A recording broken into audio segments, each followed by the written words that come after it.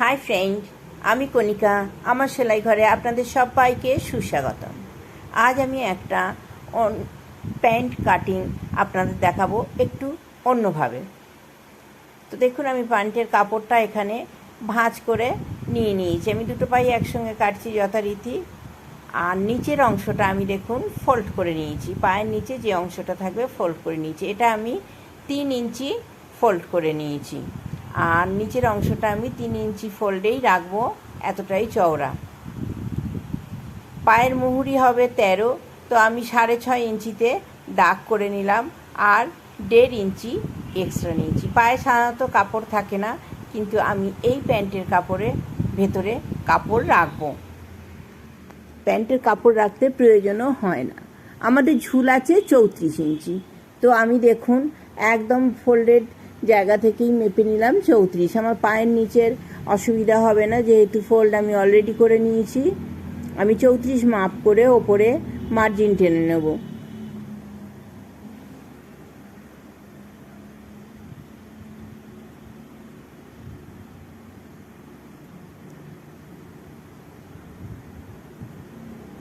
তো আমি ওপরে একটা 34 মাপের মার্জিন করে নিচ্ছি। আমার কোমর আছে 40, মানে হিপ সাইজ আছে 40।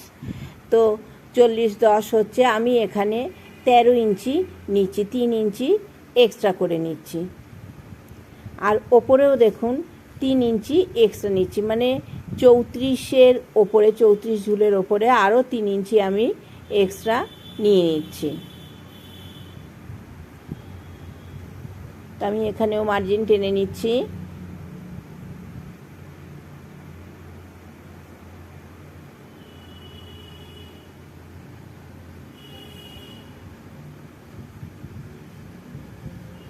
হিপ সাইড মেজারমেন্ট করে আমি এটা নিয়ে নিলাম। এটা আমি 12তে নিলাম, 13তে নিইনি, 12তে নিয়েছি। আমি হিপ নামাচ্ছি 11 ইঞ্চিতে।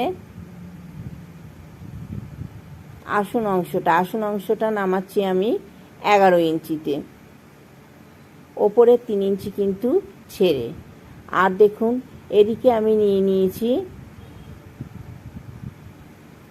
3 ইঞ্চি। তো আমি 11 ইঞ্চি নামিয়েছি আর 3 ইঞ্চি এদিকে নিয়েছি। এইবার আমি 3 ইঞ্চি থেকে একদম বটম পোর্শনে দেখুন ফিতেটা আমি রেখেছি একটু বাঁকিয়ে। আপনাদের যদি শেপার থাকে আপনারা শেপার দিয়ে রাখবেন, কেটে নেবেন। এটা একদম স্ট্রেট হবে না, হালকা বাঁকিয়ে হবে, যেরকম আমরা প্যান্ট কাটি, স্ট্রেট পা কাটি, ঠিক সেই রকম। তো এই হলো আমার ড্রয়িং। এবার দেখুন আমি আর একটা ঠিক এইভাবেই বাঁকিয়ে কেটে নেব। আমার প্যান্টের ভেতরে কাপড় থাকবে, আমি প্রথমেই বলেছি। দেখুন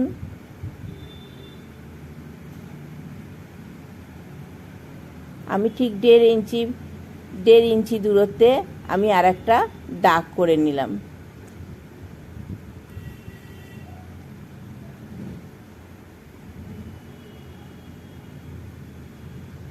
দেখুন আমি দেখিয়ে দিচ্ছি। এই যে 2.5 ইঞ্চি আছে, আর এইখানটা আছে, মানে পরেরটায় আছে 3.5 ইঞ্চি। প্রথমে যেটা আপনাদের দেখালাম 3.5 ইঞ্চি। তো আমার দুটো দাগ আছে, দেখুন, একটা 2.5 ইঞ্চিতে আছে আর একটা 3.5 ইঞ্চিতে আছে। সিটের দুটো দাগ আছে, একটা আছে 11 ইঞ্চিতে আর একটা আছে 13 ইঞ্চিতে। তো আমি প্রথমে দেখুন পরপর বোঝাই যাচ্ছে আমার দুটো দাগ আছে। তো আমি প্রথমে 13 ইঞ্চির দাগটা কেটে নিচ্ছি।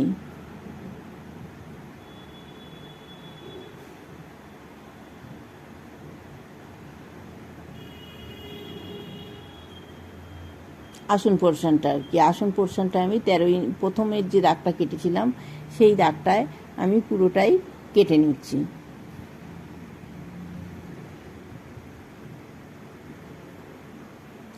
আর পায়ের নিচের ভেতরের যে দাগটা দেখছেন 1.5 ইঞ্চি ছাড়া, ওটা আমাদের সেলাইয়ের দাগ।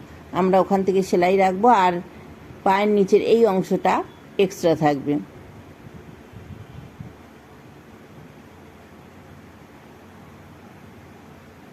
এবার আমি ফোল্ডেড জায়গাটায় কাট লাগিয়ে নিচ্ছি, যে আমাদের মুড়তে সুবিধা হবে, কারণ দাগ যেহেতু একদিকে আছে।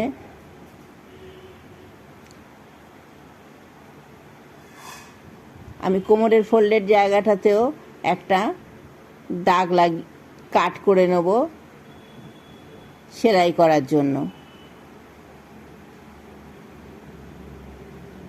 এবার আমি পুরো কাপড়টা খুলে নিচ্ছি, দুটো পাট খুলে নিয়ে দেখুন যে দ্বিতীয়বার আমি যে ড্রয়িংটা করেছি, এই যে দ্বিতীয়বার ড্রয়িংটা করেছি, এই ড্রয়িংটাই আমি এবার কাটবো। তাহলে আমার সামনে পেছন দুটো পোর্শন দুরকম আসবে। দেখুন, আর আমার এই প্যান্টটা দড়ি লাগানো হবে, আপনারা চাইলে গার্ডার লাগিয়ে ব্যবহার করতে পারেন। আমি এই দাগ বরাবর এবারে কেটে নিচ্ছি।